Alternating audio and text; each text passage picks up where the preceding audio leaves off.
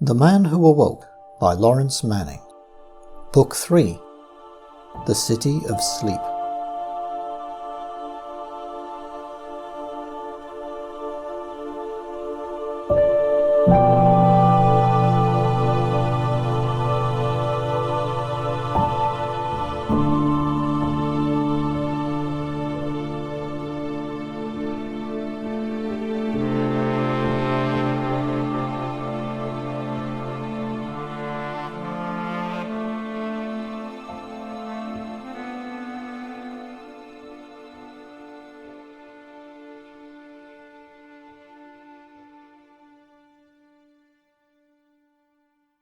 Chapter 1.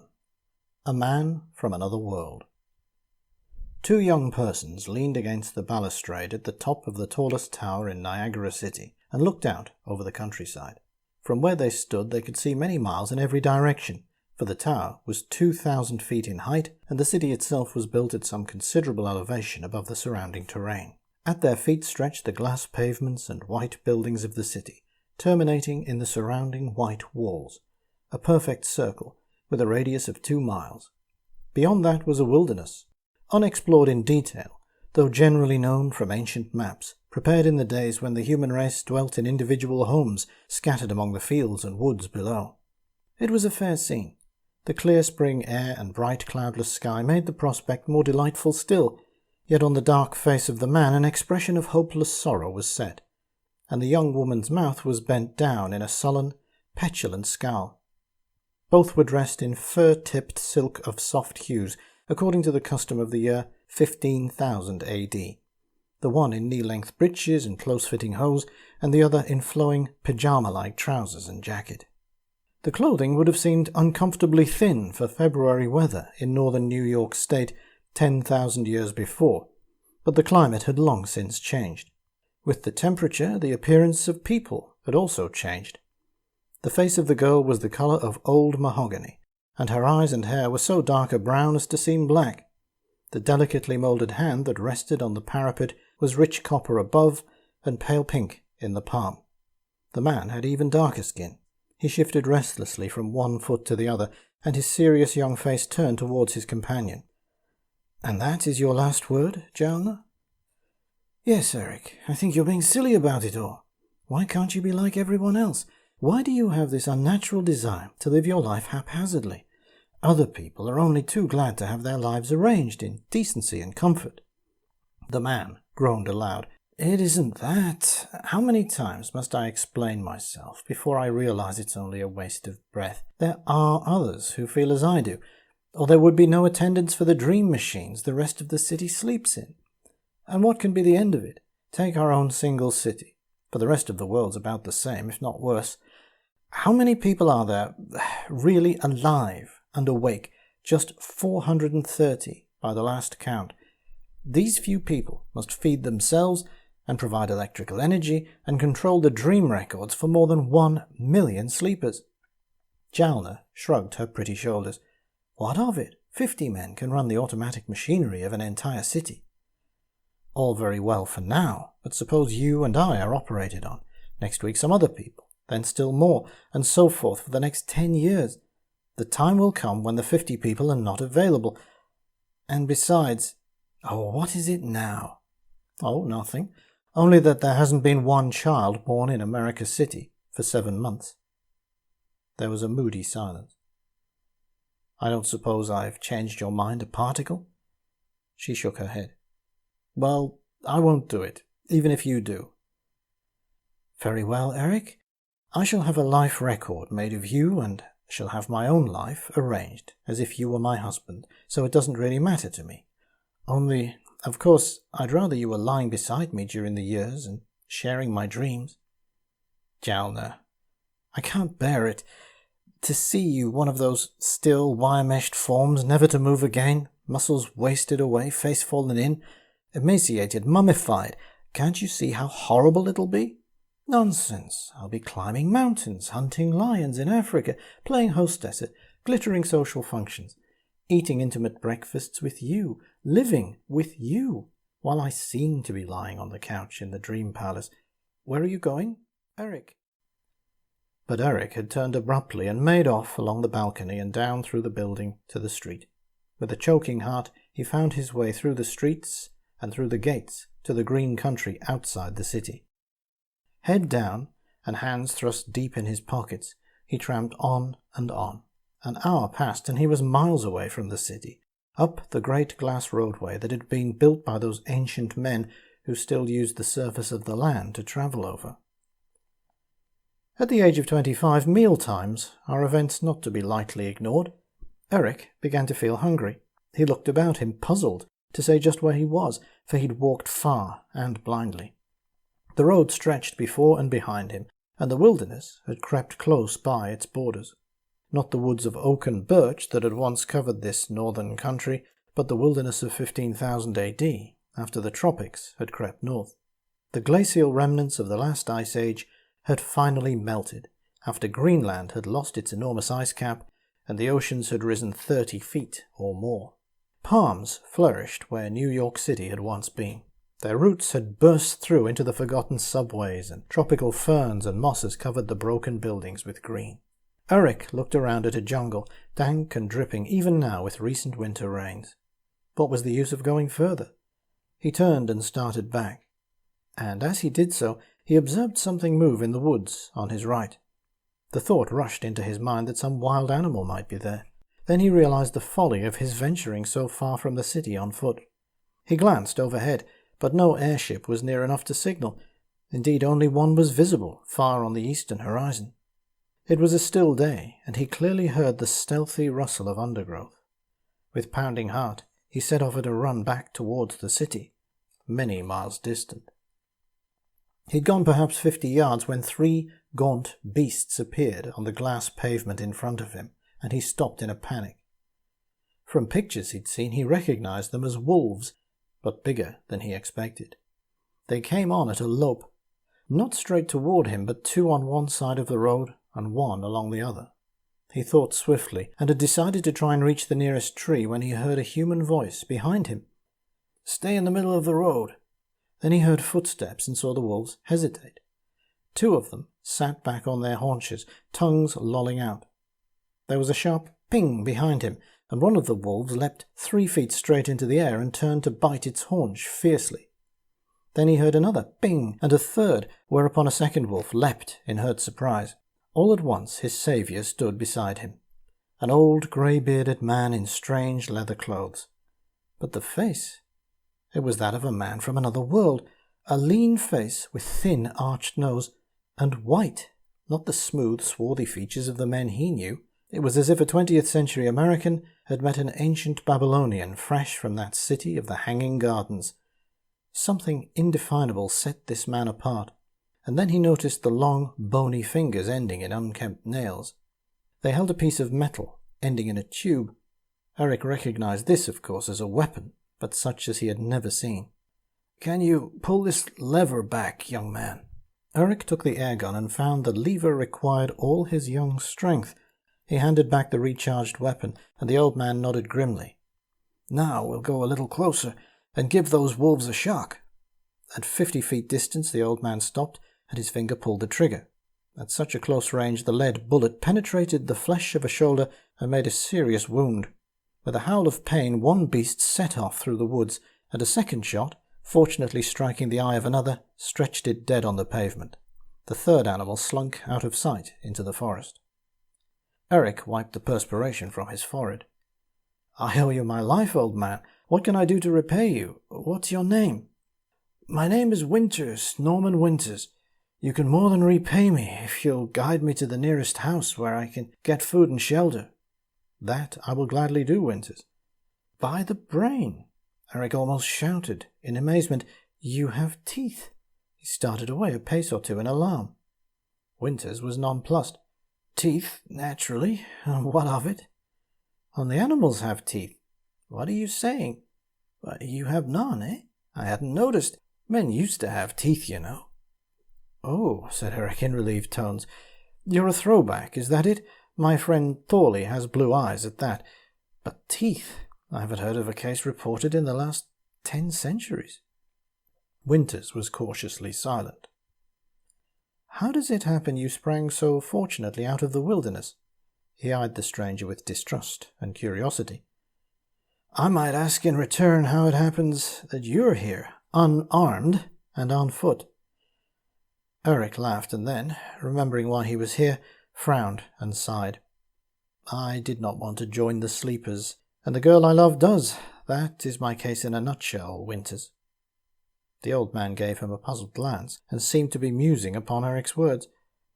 Oh, I dare say it sounds absurd. To me the whole thought of sleeping away one's life has always seemed unpleasant. If dreaming under the machine is as good as living one's actions in life, then what is the use of all human existence? Can you understand me at all, or do you perhaps resent such a radical opinion? Good God, said the old man, very solemnly. What's that? Said Eric, who had never heard the expression. Nothing. Go on, I understand your attitude very well. Oh, is that it? Are you a deserter? I don't know what you mean by that word. No offense intended. After all, you saved my life, and I'm not likely to betray you. I mean, are you one of the scientist class who deserted the machines? There have been such, you know. And, well, you were here in the wilderness and all that. Young man, mine is a strange story. Do finish yours, and answer my questions, and perhaps I'll tell you my history. Oh, all right then. I was to marry Jalna of our city, and she wants a conventional marriage. We were to be operated on and spend our lives together, dreaming in the machine. We quarrelled about it, and I lost my temper and came for a walk. Went a bit farther than I intended, and here I am. That's all. Not quite, perhaps. Do I understand that it's the customary way of living, that one should be operated on and dream in a machine? Eric stared in astonishment. Why, of course. Then how does it come that any are left awake like yourself? I'm of the scientist class. We devote our lives to tending the sleepers, but surely you must know all this. I did not know it. Presently you'll understand why. I can't understand what the inducements can be for a man to dream instead of live. Oh, as to practical matters, such as pleasures and necessities, the dream machines give one a better life than nature and chance could offer. Winters drew himself up and sniffed the clean, crisp air. Do you mean to tell me that a dream machine offers anything to recompense you for giving up this good earth, and the sky set with clouds, and the green of trees, and the glory of sunshine? In the dream machines it is always sunshine, and the dreamers draw as deep a breath of good air as we do, right now, and feast their eyes on as fair a scene.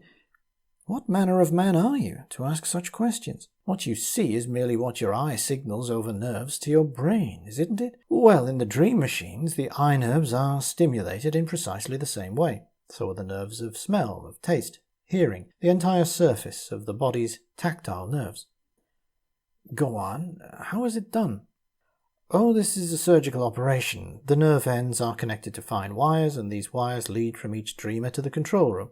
Here a complete set of sensations is sent out from a number of master records, and as far as the dreamer is concerned, he seems to be living a complete life. Before he enters, he determines what things he wishes to experience. Some live the lives of great explorers and fight wild beasts in the wilderness. Others seem to invent great scientific instruments and actually acquire a complete knowledge of any subject they wish. Others make trips to Venus or Mars and experience incredible adventures on those grotesque and almost uninhabitable worlds. Jalna wants to dream a life of ease and homely comfort with occasional adventures and dangers that are so arranged as to end happily, more to enhance the pleasures of peace than for any other reason. Good God, is the world gone mad? I won't go into the dream house with her, Eric went on. So she's having a record made with my image in it. To all intents and purposes, she will marry me, whether I'm there or not, and will live out her entire life as my wife. A sudden suspicion passed through Winter's mind that he was the victim of a jest. For several minutes he walked along, silently glancing at his companion's face from time to time. But his scrutiny left him as puzzled as ever, for never a sadder nor more obviously desperate an expression had he seen. Could this impossible story actually be true? What then had come upon a world once more or less sane? If the dream was as good as the reality, what merit remained in action? "I will tell you my story," he said, with sudden decision. And as they walked along that ancient glass highway, he spoke of his youth 13,000 years before, and of the world as it was then. He told how he had solved the secret of suspended animation, and had built a lead-lined chamber far under the earth, and had risen, after 3,000 years, to find a world changed beyond recognition. He told of his unpleasant welcome, and final escape back to the chamber. He went on to describe his next awakening 5,000 years ago, and the part he'd taken to free the world from the domination of the machine brain. "But I know about that," exclaimed Eric. "It's in history records. You're the wilding that saved the world." "Yes, and now I awake after 5,000 years to see the results of that saving. I find what? Great social and scientific strides taken by an enlightened humanity? Pah, I find the most disgusting and vicious custom mankind could imagine set up as convention. If the world sleeps, what hope can there be of progress? Without progress, what use can there be in living?" "I don't understand exactly," Eric replied. "Yours is a strange philosophy. And another thing, if you don't mind, where are your scars?" "My scars?" "You have slept for thousands of years, you say. Well, when our sleepers are brought back to waking, as is occasionally done, the scars of their operations show very plainly. You have none." "My sleep was dreamless, as yours is at night." "What, by drugs, then?" Winters nodded. "You find it difficult to believe, I suppose. I assure you that your tale is just as impossible to my ears." They came in sight of the city just then, and Winters gasped at the sheer white beauty of it. Eric was reminded of his Jalna, so soon to be lost to him forever, and sighed despondently. "Perhaps," he said, "perhaps I should just give up this active life and enter the dream palace with her after all." "Perhaps you'd better take explosives and destroy the dream machines." "What are you saying, old man? Men die for such thoughts." "Better death than worse." "But life in the palaces is not worse than death, surely." "Young man, I have had experience in many periods of this human life, and I assure you there is no period in past history that would not condemn this present custom. Moreover, what of the future? What of the time, which must surely come, when there are no more scientists to tend the machines? Shall the race perish?" "Of course, there is that side of it. I've thought of that myself." "How many sleepers are there in your city?" "Over 1,000,000. Only 400 or so awake to tend them." "Oh, I know. And is the rest of the world like this?" "Yes, and it's almost too late to save the world. Something must be done at once. Don't you see it yourself?" Eric was silent a moment. "What should be done, then?" he said at last. "Start a city of the living, and leave these dreaming corpses." "How horrible! Your words offend every precept and scruple of my training. And yet there is something plausible about the idea. But what would history think of us deserting our charges?" "Let me speak for history. She will praise you for a brave action. She will point out that moral cowardice on your part would have doomed the race. Only your desertion can make history possible, for otherwise the race of humans is finished here and now. A few more years of dwindling numbers will spell the end." "Well, let me think on it a while. Here we are at the city." Chapter 2. The City of Living Dead. Before them towered the great encircling wall, and they passed through the gate and into the broad streets, flanked with architecture such as Winters had never dreamed possible. Here was progress. The entire city had been designed as a unit. At the center rose the huge and graceful fretwork of the Dream Palace. Its overall shape was roughly pyramidal, but by blending color and form this was not at once apparent. The eye merely felt a vague symmetry which reason later could make clear. 10,000 pinnacles lent their frosty points to form the whole, and flying buttresses and airy bridges lightened the effect and made the building seem unreal and as unsubstantial as froth. The entire structure was made of colored glass, not transparent, but in opaque pastel shades. Leading up to this breathtaking center, lesser buildings flanked the street and certainly gave the general effect of being part of one design.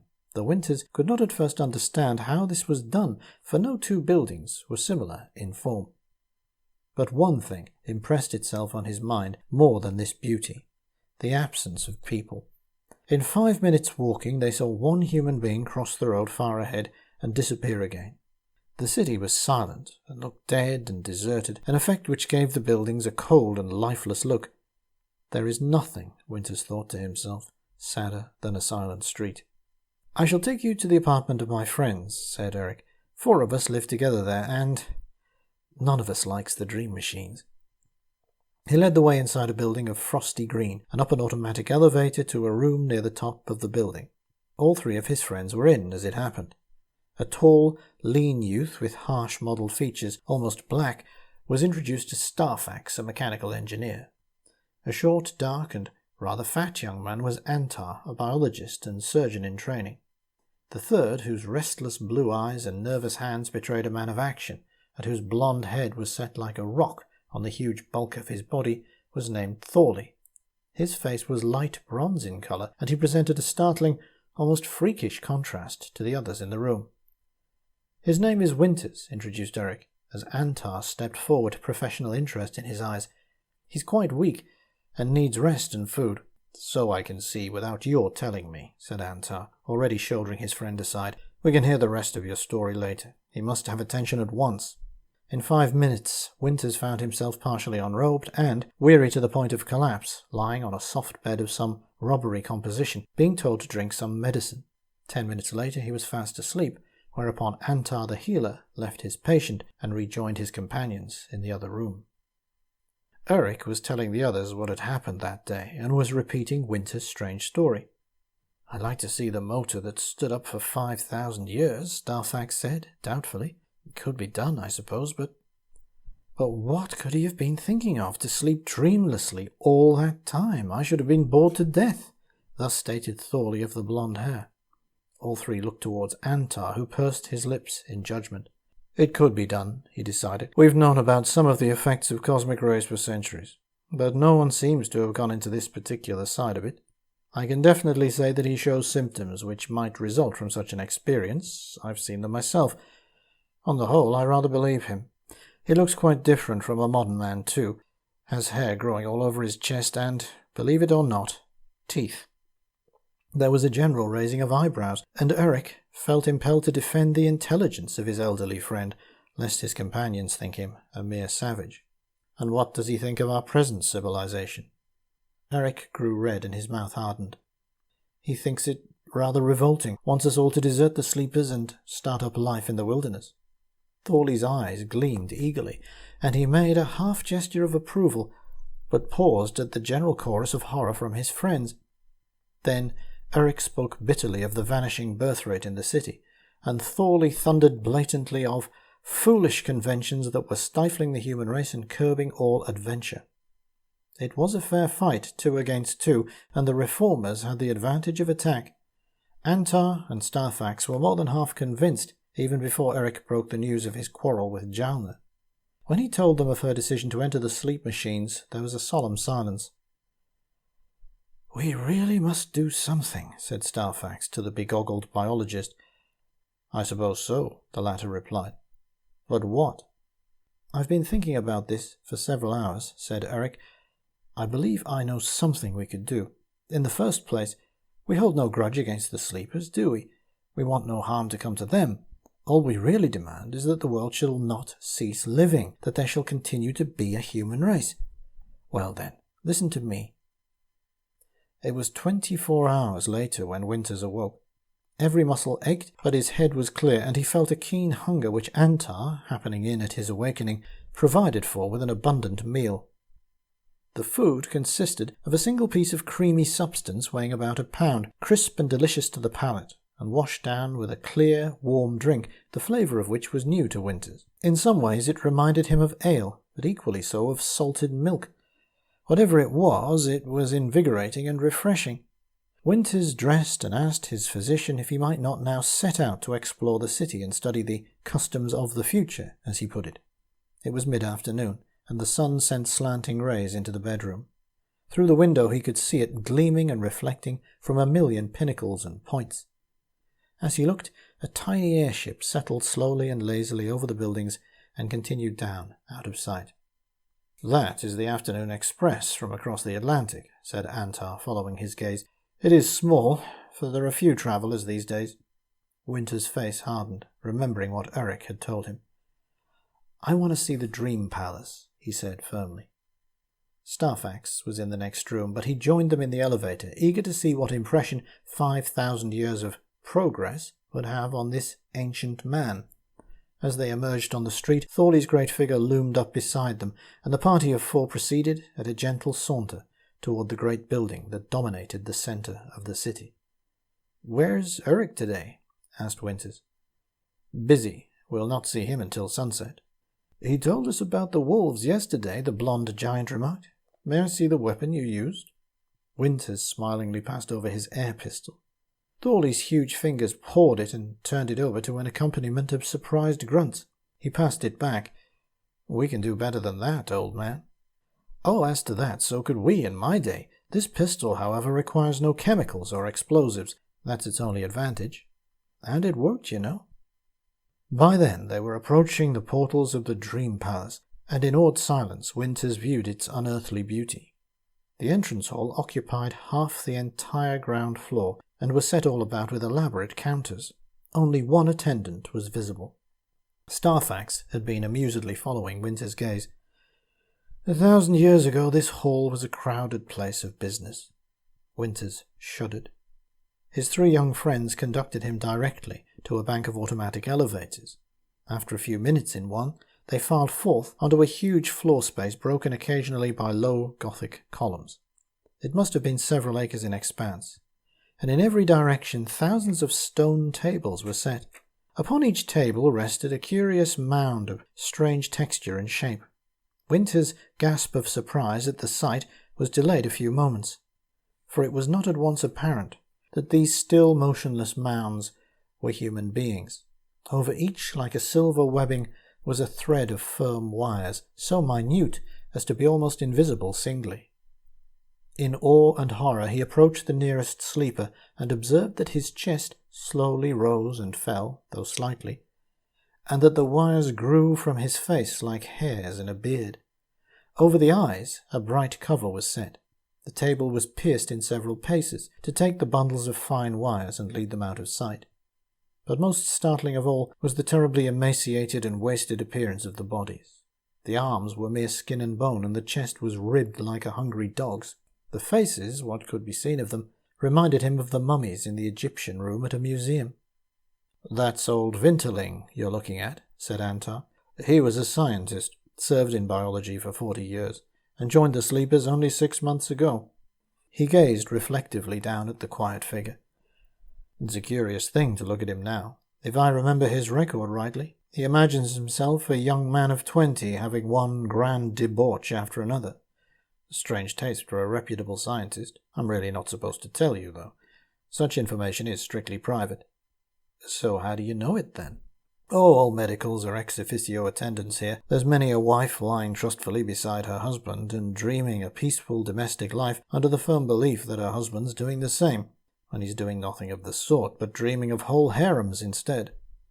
"Then he could be accused of unfaithfulness in his dreams?"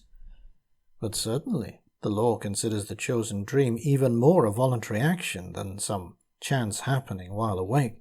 But such a question is highly technical and seldom arises. Once a sleeper, always a sleeper, as we say. In fact, the operation makes a person unfit for any other form of life. The eyes are destroyed, and mechanical substitutes are not satisfactory for the waking life." "And how are they kept alive? Do you feed them?" "Of course not. A current of negative electricity passes through their bodies and provides all the energy they need. The tissues thus never become acid to the point of fatigue." Winters had a sudden thought. "How long will they live here?" "About as long as if they were awake," replied Antar. "The bodies, toward the end, become emaciated to such an extent that, well, to me at least they are revolting." He shuddered, as if at some inner vision. And now the four waking ones inspected floor after floor of sleeping figures, rising towards the top of the Dream Palace. After several hours of climbing and inspecting, Winters found himself on the top of the same tower that Uruk and Jalna had stood on the day before. But now, at the end of day, the lights were showing softly here and there through the city, and the streets appeared dusky, although up above, where they stood, the sun's beams still streamed over pinnacle and point. Winters gazed down and noted how few were the city lights below, and thought of the untold hundreds of thousands of quiet forms that lay stretched out in the building beneath his feet. How could human beings have ever gotten started in such a suicidal course? He asked. Who knows the history of the Sleep Palace? Uruk is the man for that sort of thing. By the way, he should be at our rooms by now. Hadn't we better start down again?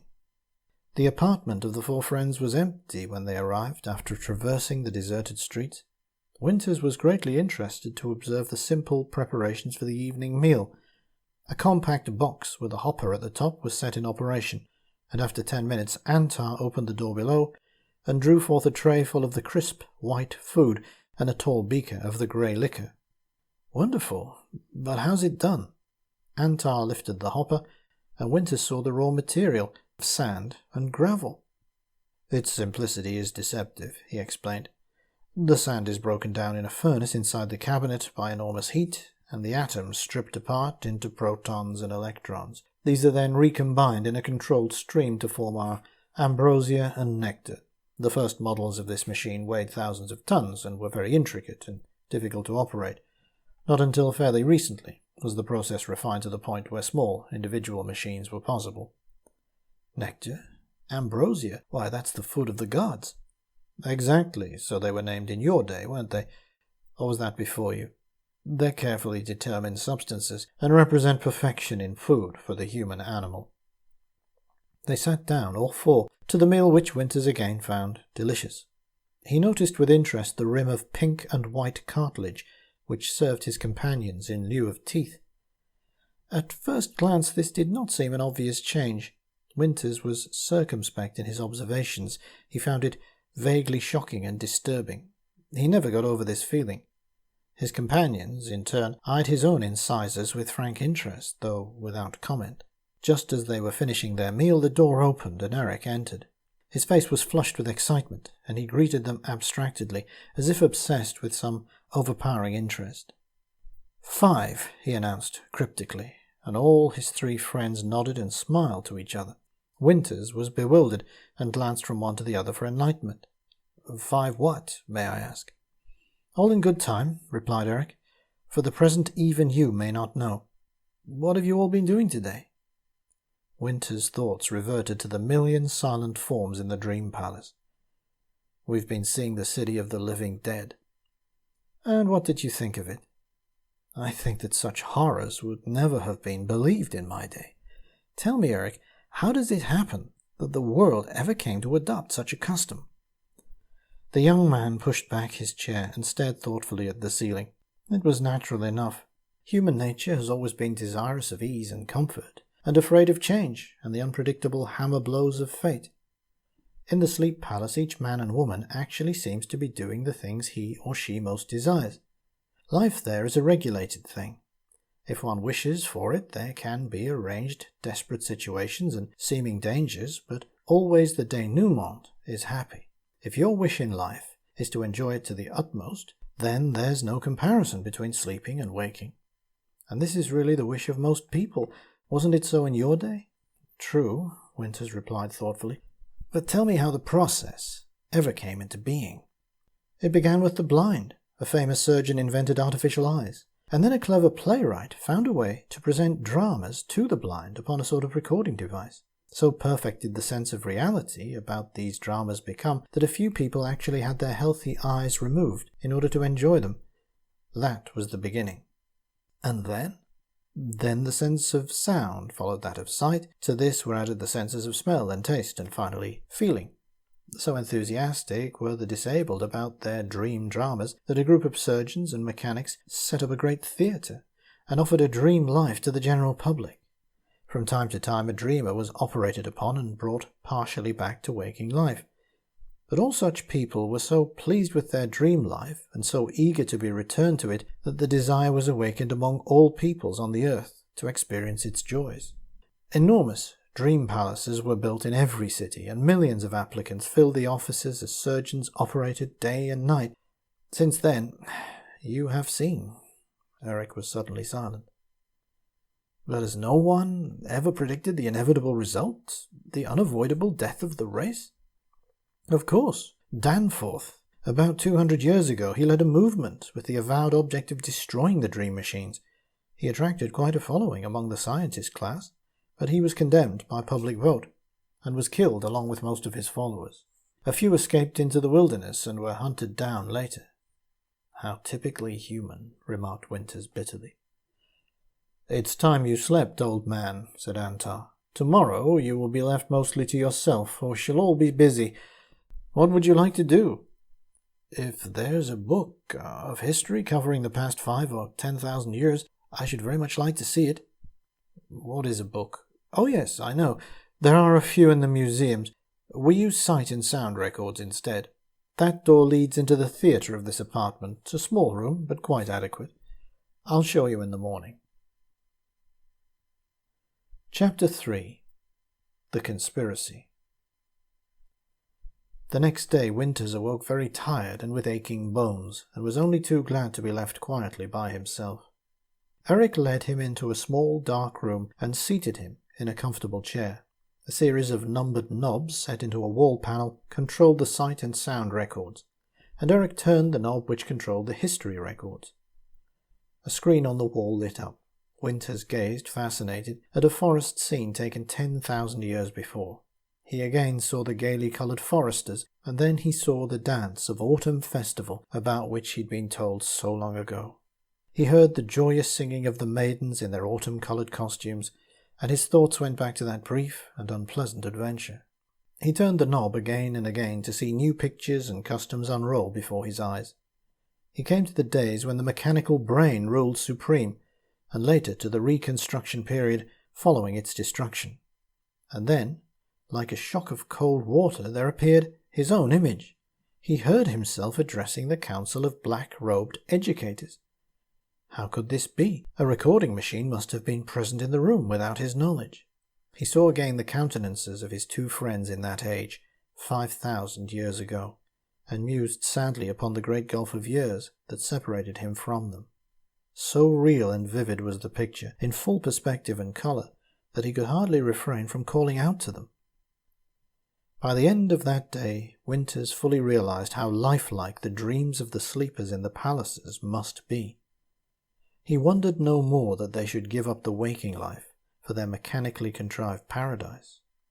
But he saw more clearly than ever how marked the trend was towards the extinction of human life, and he became determined to speak to his young companions anew upon the subject. And that evening, as all 5 of them sat around their meal, he did so. Eric, do you remember when I spoke about the almost certain result of the dream machines? If I offend your morals and scruples, I'm sorry. But I'd rather die myself than see the human race so doomed and do nothing to save it. Are there in no part of the world savages or uncivilized men not likely to take up this custom of sacrificing life for a shadow? The human race is one, Winters. It was civilized long ago.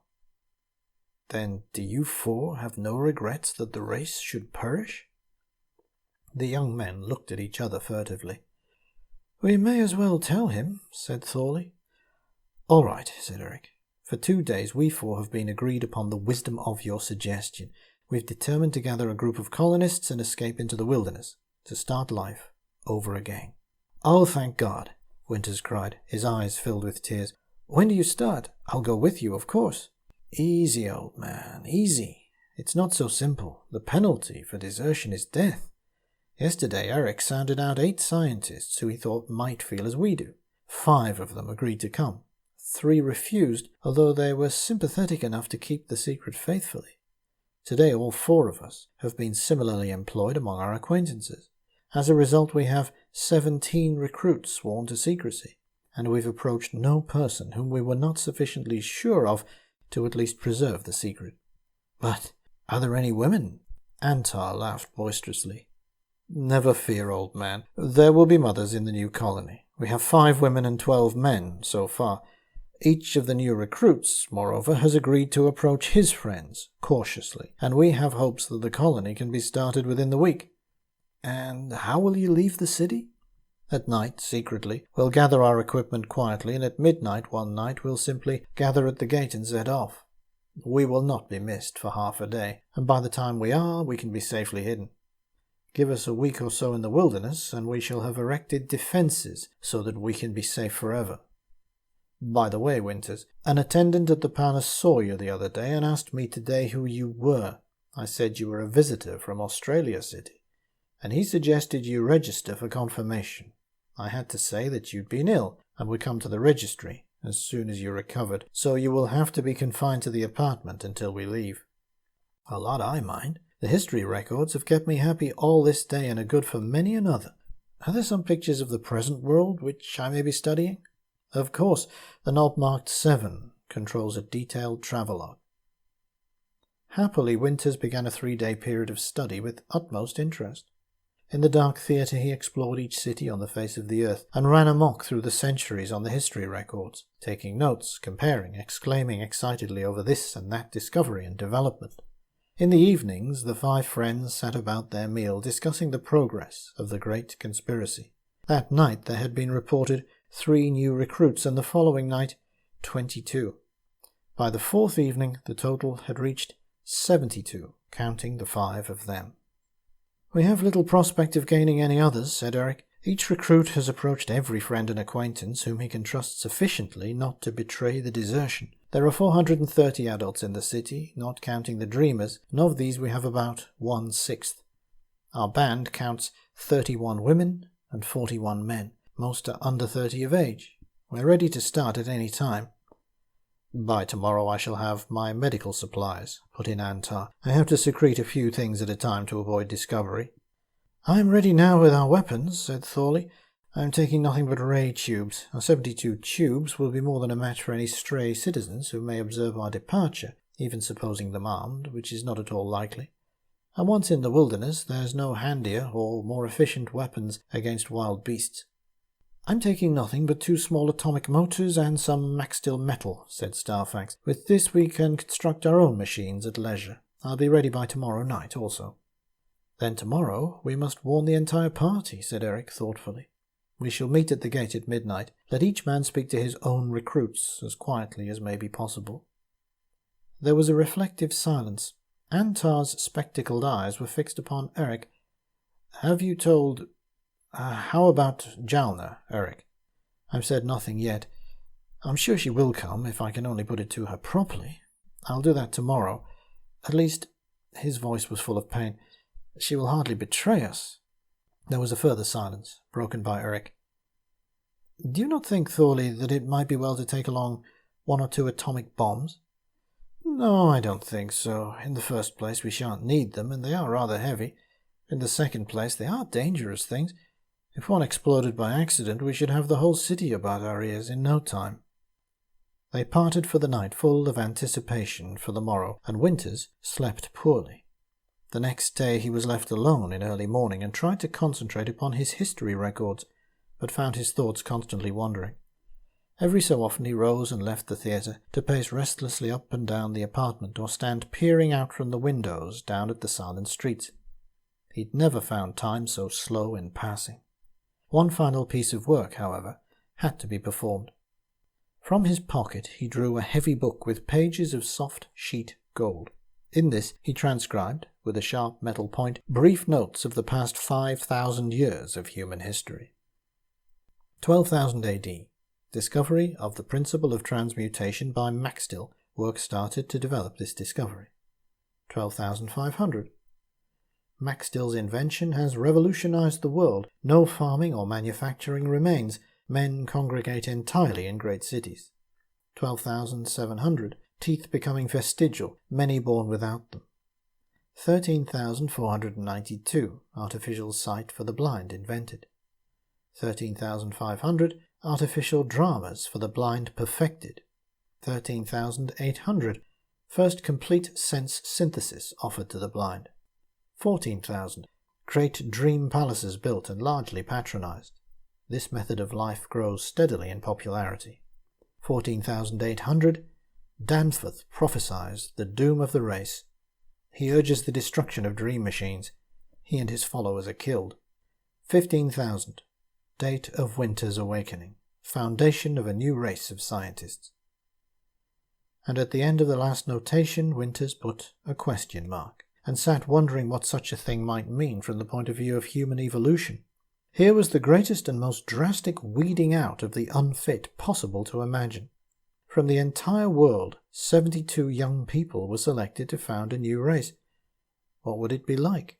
Certainly stupidity and insanity would be wiped out completely as human traits. After 100 generations had evolved from such parents, what utopian dreams of perfection might not be achieved? It was an excited and nervous group that gathered to an early meal that evening. Everything was ready.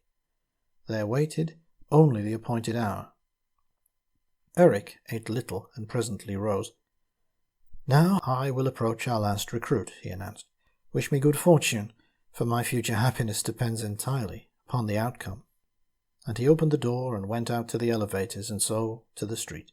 The others sat silently and thoughtfully as he departed. He walked purposefully through the lighted streets and entered an apartment building half a mile from his own. Jalna was waiting for him in a tower room with a roof of clear domed glass through which the quiet stars gleamed frostily and seemed to provide the only light, although concealed bulbs suffused the walls with a subtle glow to eke out this meagre illumination. "Eric, dear, have you changed your mind?" "Changed my... how impossible. Say, rather, have you changed yours?" The pretty mouth set in a wilful pout to which the determined little chin gave point and meaning. "The marriage record of you is complete, Eric. Next week I shall be operated upon and set up housekeeping with you." "With my shadow, you mean?" "It's the same thing in the dream machines, as you very well know. But if you've not changed your mind, why are you here?" "To say farewell, Jalna." "Oh, Jalna, is my image so much more desirable than my true self?" "You must stop, Eric. Why persist in this scene?" She was silent a moment, in evident emotion. "Those arms of yours, I will feel about me as I sleep in the palace just as firmly and just as warmly as I should now. You're a scientist and must know that. Oh, Eric, you make it so terribly hard for me. Why can't you behave like a normal man? What is there about such natural, ordinary things as the dream machine that you hate them so?" "Natural? Ordinary? Death is natural, Jalna, yet I don't believe you love death. I'm going away, never to return. Out in the wilderness I shall start life all over again, far from these cities full of ugly breathing corpses. Jalna, come with me." "How horrible, Eric. You a deserter. You'll be killed." "I shall not. I'm not going alone, Jalna. More than 70 other young men and women from our city are going with me. We shall found a new race in the wilderness, and when, years from now, we return to this city and find the streets echoing emptily, and rotting corpses and bleached skeletons in their millions lying in the dream palace, we shall wonder what perverse notion ever persuaded you all to perish from the face of the earth. We shall breed strong sons and daughters in our new city in the wilds. Jalna, my children will need a mother." "Oh, Eric, what are you saying? You would desert the dreamers in the city? If everyone did that, the dreamers would die. Would you condemn 1,000,000 fellow beings to death? Do you forget your oath of faith and trust, which you swore when you began your education? Oh, horrible, horrible!" "Jalna, the time has come when something must be done. We youthful ones will do it. Our band represents all but 3 of the youngest people in this city. There will be left only old people and the dreamers. The old people will die, and then what's left for the dreamers but to die as well? Whether you approve or not will not change our determination." With a great groan, the young man bent his head to his hands, and after a moment he rose to his feet and left the room abruptly. She listened until the sound of his footsteps had ceased, and then dropped into a chair, sobbing. Presently she sat up and began to think things out. After a few minutes she nodded her head determinedly, making the dark curls about her ears bob with the motion, and left the apartment. About 11 in the evening, a solemn-faced Eric returned to his 4 anxious friends. One glance at him was enough. No one asked as to the outcome of his evening's talk. Thorley strode over and placed a hand heavily on his shoulder, and Winters sat frowning mightily into space, wondering what possible combination of prejudices could account for a young girl's preference. "Come," announced Antar. "Let us get ready." Without a word, each man donned clothes suitable to his new life, strong trousers and tunics of some dull brown synthetic material, and stuffed his pockets with the treasured items that were to be taken with them. In 10 minutes all were ready, and Thorley handed each man a ray tube. "The others will receive theirs in the meeting place, in a street a few 100 feet from the gate. We must get there early and stand guard." There were no dark streets to skulk through, and Winters was conscious of a vague distrust of these lighted avenues. He had a feeling that their intentions would be written on their faces for any passer-by to see, but there were no passers-by. For 2 miles they traversed the silent blocks of buildings and came at last to a short lane lit by one concealed light set in the face of a building. At the end of the lane shone the white wall. In the next block he knew the gate waited them, and freedom. With beating hearts, they followed Thorley to a doorway and into a huge empty hall. He opened a door in one wall and revealed a closet piled full of materials. Everything was as he'd left it. And now the conspirators took their places along the lane, hidden in doorways, and Winters kept vigil in the meeting hall itself.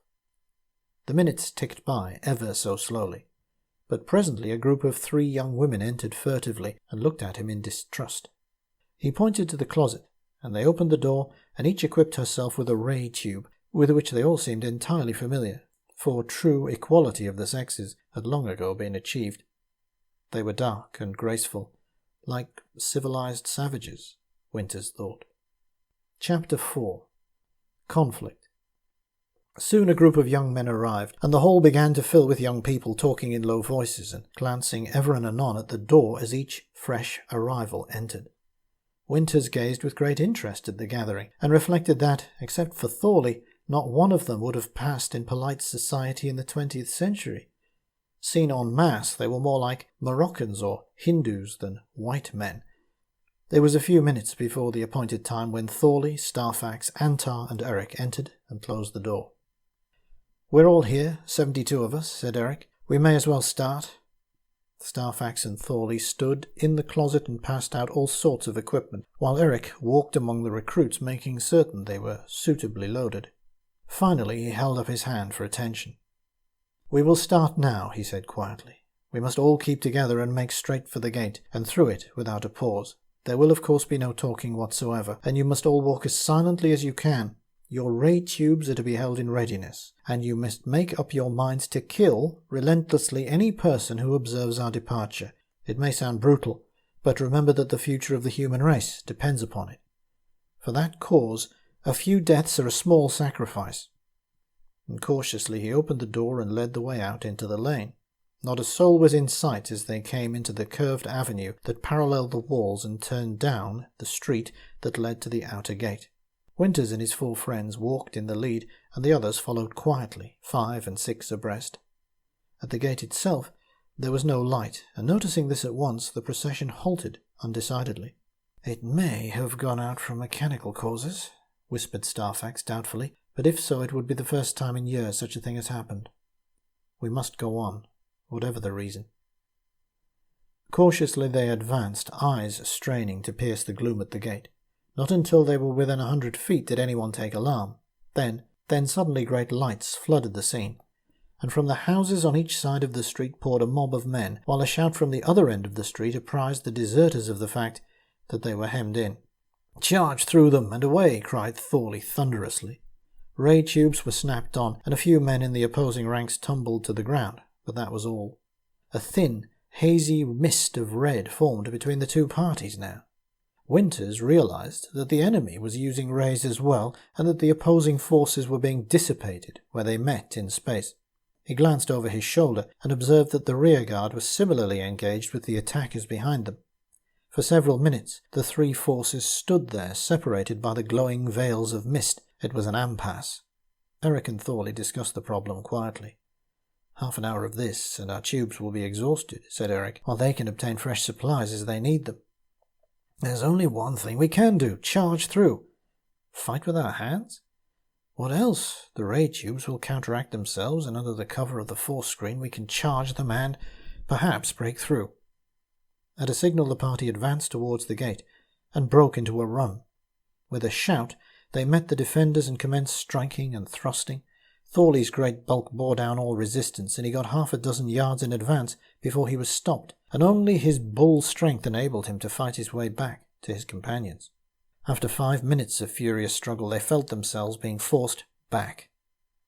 Eric gave a command, and they surged back, leaving a space between the two parties once more, and covering their front with a barrage of rays. The party at the other end of the street had remained in position, and was evidently there for the sole purpose of preventing retreat.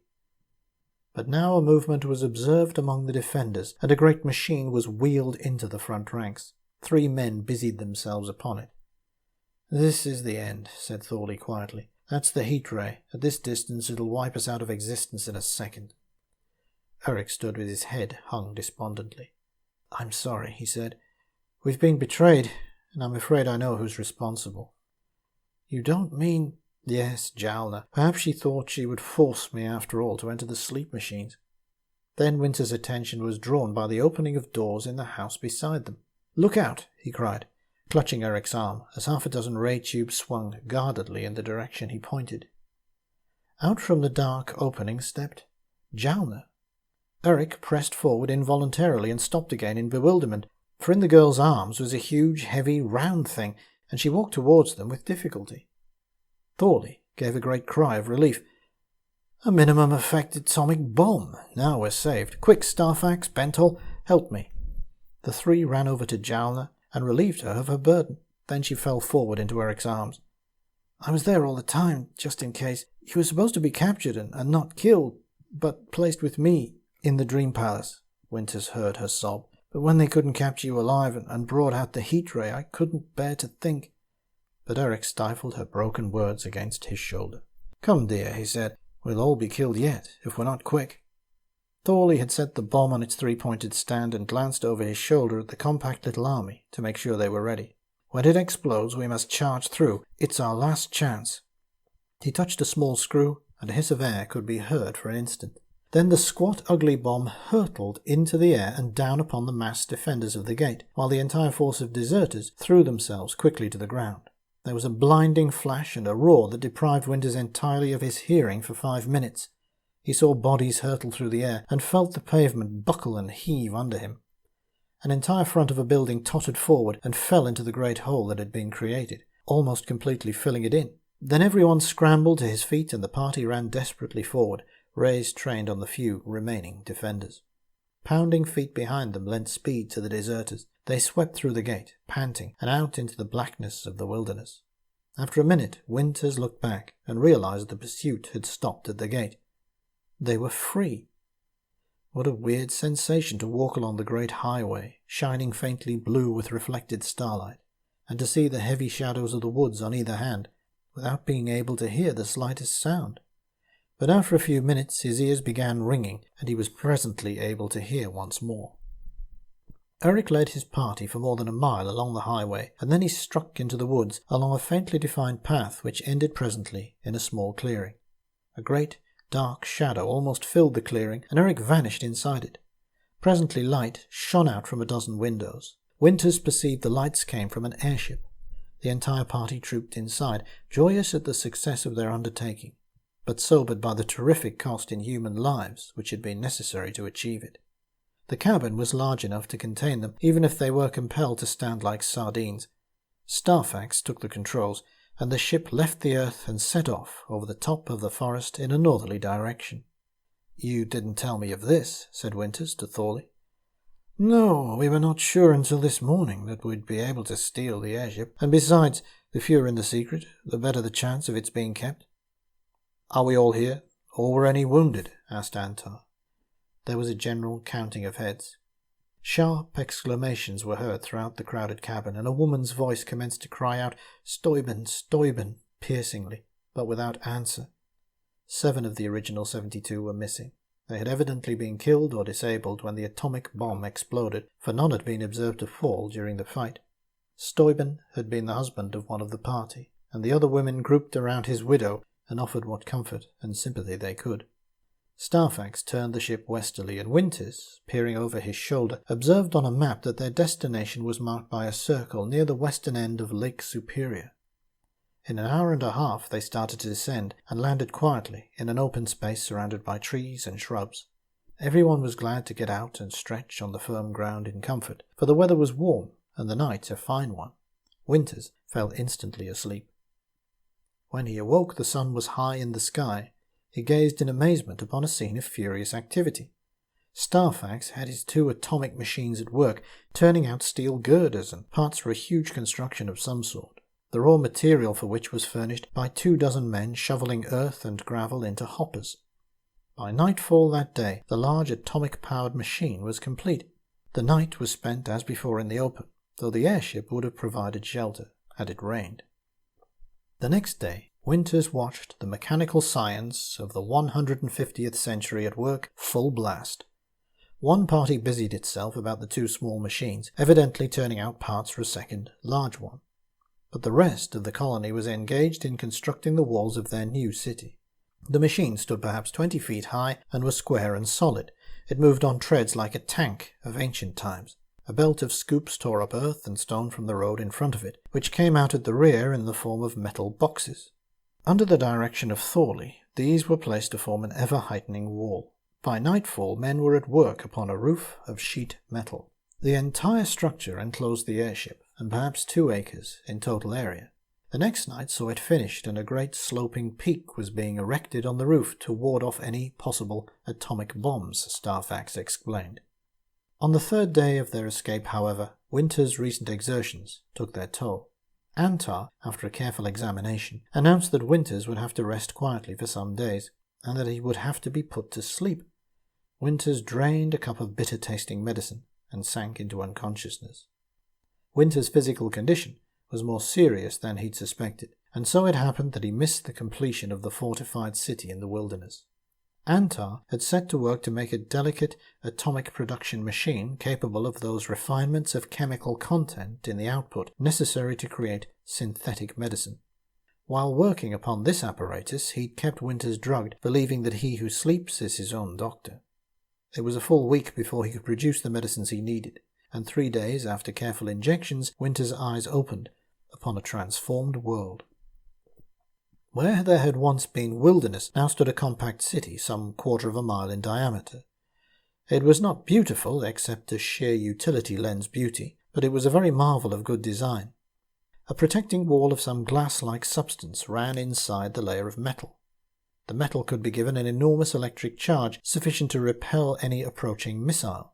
The city was domed with a great peak of heavy glass, calculated to avert any blow from bombs or shells.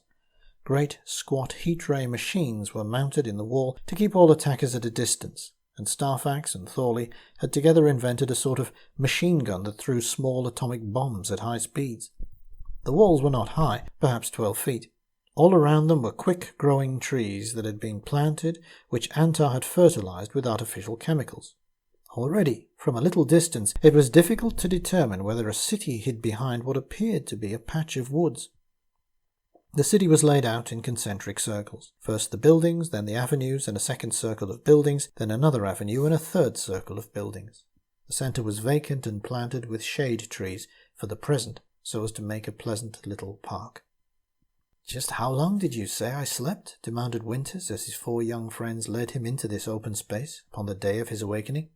10 days. Impossible. How could you have done this in such a short time?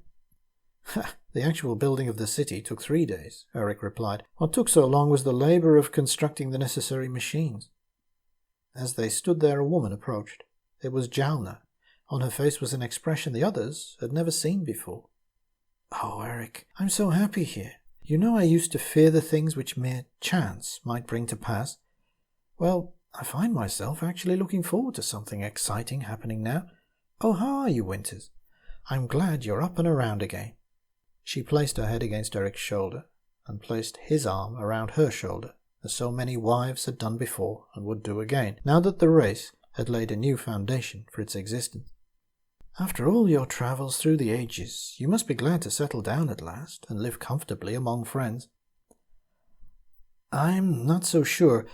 This has been a thrilling adventure, of course, and I'm tremendously interested in the outcome of it. But is it not rather certain, now that the city is built and fortified, that you'll succeed?" "Yes," Thorley replied, straightening his huge shoulders. "I think we can feel safe enough now." "Then I should like to go on and find out what becomes of your descendants. I can't bear the thought of a dull, unpleasant life here, year after year. Besides—" "Besides what, you incorrigible one?" laughed Eric.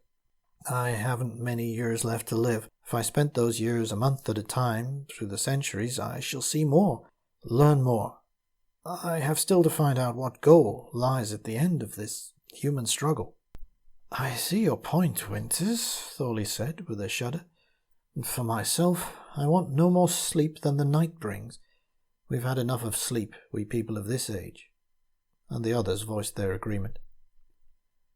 "You cannot stand the physical strain for another week or two," added Antar, "and when you go into your long sleep I will prepare drugs and stimulants for you." "And I will build your lead chamber under the ground," offered Thorley. "And I will undertake to construct an atomic motor that will last you 5,000 years, said Starfax. "You're all very good. What will you and Jalna do for me, Eric?" Eric turned to his wife and smiled fondly. "We'll do what we can to render your last days here as pleasant as possible, old man," said Jalna softly. And of the 4 gifts, Winters was not sure but that the last was the most valuable. 3 weeks later preparations were complete. The entrance to his chamber had been dug beneath the floor of a bedroom in Eric's apartment, and none except the 5 knew its exact location, for the labor had been done by atomic machines, busy little scoops that tore away the earth and turned it into lead for the lining, and at the last into air that left no trace of the detritus of excavation. So one evening, after the meal partaken of by the 6 friends together, Winters quietly rose and went to the door, looking up at the sky shining through the clear glass dome that shut in the city. He was no astronomer, but he could sense a slight unfamiliarity in the constellations. Down on the horizon appeared stars he did not ever remember seeing in his youth 13,000 years before, and overhead were some slight changes, though he could not exactly place them. There was one. Sirius was no longer where he'd been accustomed to find it. Doubtless there were other differences, and there would be still more when he next gazed at the heavens. Winters sighed deeply and returned to the room to bid them all farewell. The 5 men shook hands solemnly, for he'd taught them this ancient ritual of friendship. Jalna cried a little. Then, with a tiny electric torch in his hand, he descended the stone steps, shut the door, and placed the heavy aloe steel bar in its sockets.